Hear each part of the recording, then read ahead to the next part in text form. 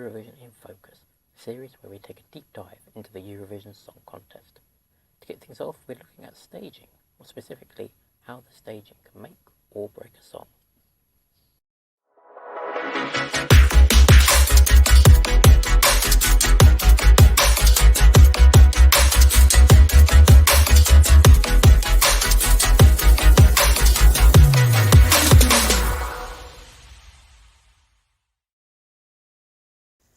Now, it's no secret that Eurovision has become much more of a visual spectacle than it was in its early days. These days, giant LED walls, flashing lights and pyro are all regarded as necessities. Many acts go further and add pyro too. In the 21st century contest, staging is a vital part of the formula to doing well at Eurovision, just as much as the song and performance.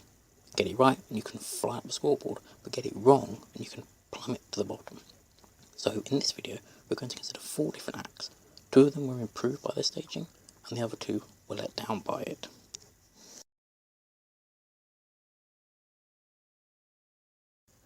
When Embers was released, it was widely viewed as a decent effort, a step up from previous UK entries. The song was representative of the country's music industry and a welcome departure from the ballads, cringe and mid-tempo mediocrity of recent years. But I don't think anybody expected what would arguably be the worst result in Eurovision history. When things go well, we tend to use the phrase, the stars aligned. In this case, however, it seems that the stars were hopelessly out of orbit. The staging, the 2 giant polystyrene trumpets, are well remembered but for all the wrong reasons. It was far too literal and frankly a cheap gimmick. The choreography was lazy, James' performance was a feeble attempt at being cool, he sounded out of breath, and some commented that his jacket made him look something like a drug dealer. Overall, the whole thing struck the wrong chord and lacked the needed energy. Compared to the other up-tempo acts that year, Embers failed to stand out and fell flat. The only saving grace, not that it made any difference in the end, was the late addition of pyro. No prod does seem harsh, but on the plus side, it forced the BBC to get its act together, and, as they say, the rest is history. Vanilla Hayati's Secret went from fan favourite to shock non-qualifier, and in my opinion it was largely down to the staging and performance. It was refreshing to see an ethnic bop from Albania, as opposed to the ethnic ballads they were accustomed to sending, but unfortunately it wasn't very well executed. For starters, the colour scheme was blue and purple, which didn't really match the dark vibe of the song. Personally, I actually preferred the Festivali Kenga's performance, especially with regards to a second issue, which was Ranilla's vocals. She certainly sounded off at times, notably on the big note. The very provocative choreography may have been off-putting to those of more conservative tastes. The noisy smoke checks didn't help either, not that that was the fault of the Albanian delegation.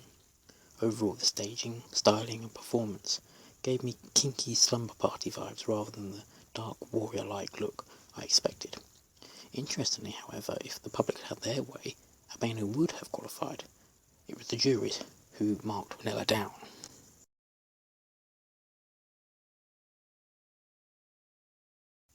My Lucky Day as a song is nothing remarkable, the lyrics which are an incomprehensible mess if you ask me. Nevertheless, Moldova came 10th in the grand final, and that was down to how it was staged. The staging at the national final was centred around a number of moving mirrors, but for Eurovision that was ditched in favour of something that was both simple and elaborate at the same time. It involved people hiding behind doors, which opened to reveal the various antics going on behind. This was a vast improvement on what they had at the national final, which understandably would have had a smaller staging budget.